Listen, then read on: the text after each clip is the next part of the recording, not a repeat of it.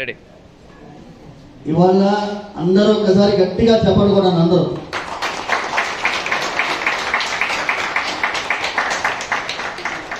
లోపల స్వామివారి అభిషేకం అయి అలంకారం జరిగే సమయంలో భగవంతుడికి ఇష్టమైనది ఏంటయ్యా అంటే నామ సంకీర్తనం.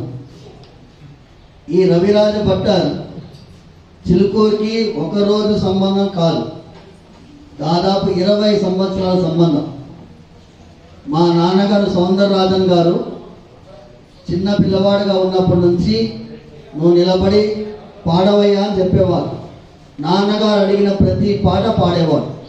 కొన్ని రాకపోతే నేర్చుకొని రావయ్యా అని చెప్పి మందలించేవారు. అలాంటి రవిరాజ భట్టర్ స్వామివారి సన్నిధిలో ఇవాళ కీర్తన చేస్తూ ఉండగా లోపల నేను అలంకారం చేస్తున్నప్పుడు ఒక దివ్యమైన అనుభూతి. నాహం వసామి వైకుంఠే యోగినాం హృదయేన చ మద్భక్తాః యత్ర గాయంతి తత్ర తిష్ఠామి నారద.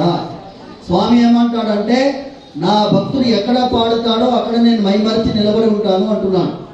అలాంటి ఒక అద్భుతమైన సంకీర్తన గాన యజ్ఞం ఇవాళ జరుగుతున్నది.